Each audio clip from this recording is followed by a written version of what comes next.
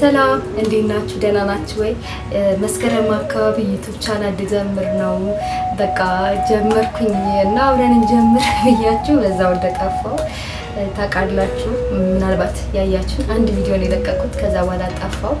በብዙ ምክንያቶች ነው የጠፋሁት። ሆነን ለመናገር ያው ህይወት ታውቁ የለ ጀምራለሁ ብዬ ያው ከእናንተ የሚደበቅ ነገር የለም። ለምን አቆምሽ ካላችሁኝ እያንዳንዱን ነገር አወራችኋለሁ።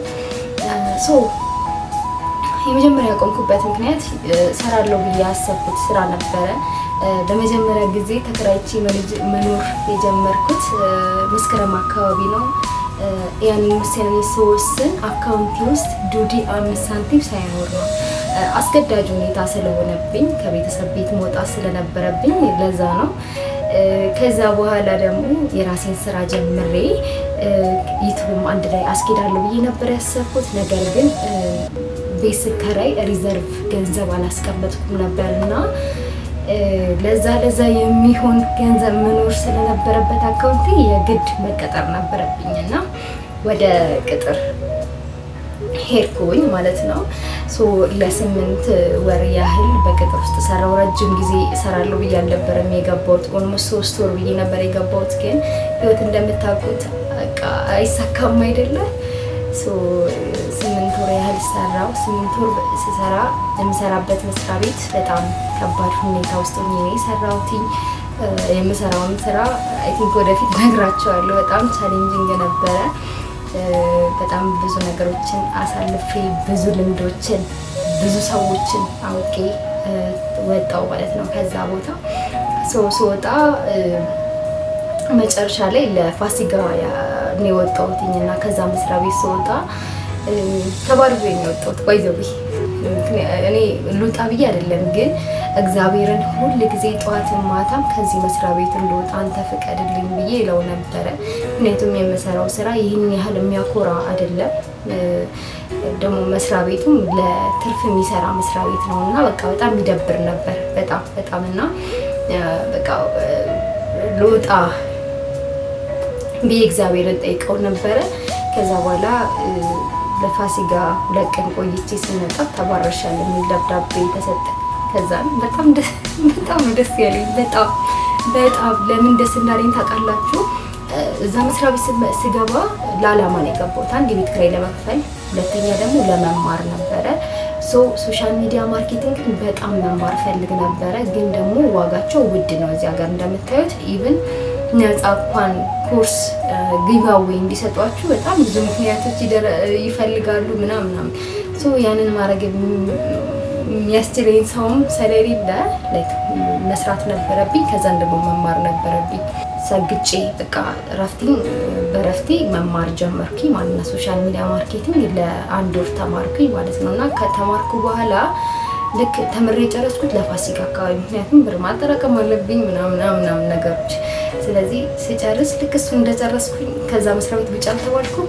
ከዛን በቃ ያስተማረኝ አስተማሪ በእውነት እግዚአብሔር ይስጠው። እኔ ምንም አይደለም፣ በቃ ምንም አይደለም። ስቲል እስካሁን ነው የሚረዳኝ እግዚአብሔርን። አንዳንድ ጊዜ ግን በቃ የምታውቋቸው ሰዎች ሳትሆኑ የማታውቋቸው ሰዎች ናቸው ለእናንተ ከጎናችሁ የሚሆኑት ሰፖርት የሚያደርጓቸው። እግዚአብሔርን የምሬን ነው። ከዛ በኋላ በቃ ሰፖርት አደረገኝና ክላይንት እንዴት እንደምፈልግ ምናምን ነገረኝና ምንም ስራ ሳይኖረኝ ኢማጂን ለ2 ወር ያህል ቆየሁ። ከፋሲካ አሁን ሐምሌ ነና ኦልሞስት ሐምሌ ሊገባ ነው፣ ሰኔ ምናምን ነው። 2 ወር ከምናምን ነው የቆየሁት ማለት ነው። ምንም ስራ ሳይኖረኝ ክላይንት መፈልግ ብቻ ማለት ነው። ግን በዚህ ውስጥ አስተማሪ በጣም ያግዘኝ ነበረ። ክላይንት በመፈለግ ውስጥ አንድ ክላይንት አገኘው። በቃ በጣም ደስ አለኝ። ያንን ክላይንት ኦልሞስት አሁን ላይ እየሰራው ነው። ክላይንቶቼ እየበዙ ነው በየጊዜው። ልምዴ ባሻሻል ቁጥር አዳዲስ ክላይንቶችን እየተቀበልኩ ነው እላቸዋለሁ። እና በዚህ ምክንያት በጣም መማር ስለነበረብኝ መስራትም ስለነበረብኝ ዩቲዩብን አቋረጥኩትና አሁን ላይ ግን መምጣት እንዳለብኝ ተሰማኝ። ምክንያቱም ብዙ ለእናንተ ሼር የማደርጋችሁ ነገር አለ ብዬ አስባለሁ። እናንተም ሼር የምታደርገኝ ካለ በኮሜንት አሳውቁኝ። አንዳንድ ነገሮችን በዚህ ዩቲዩብ ቻናል እናወራለን ማለት ነው። ኦልሞስት እዚህ ሀገር ከመጣሁ 2 ዓመት ከ6 ወር አይ ቲንክ ሆኖኛል። በጣም ብዙ ብዙ በቃ እኔ እንደ አንድ ሴት ብዙ ነገር መሞከር እንደምትፈልግ ሴት በጣም ብዙ ነገር አሳልፌያለሁ ብዬ አስባለሁ። እና እሱን ነገር በደንብ እናወራለን። አይ ቲንክ ዛሬ ዌልካም እንድትሉኝ ነው። ከዛ በሚቀጥለው ግን እንዴት ወደ አዲስ አበባ እንደገባው ምን እንደተማርኩኝ ከዛ በኋላ ላይክ በየጊዜው አዳዲስ ነገሮችን አወራችኋለሁ።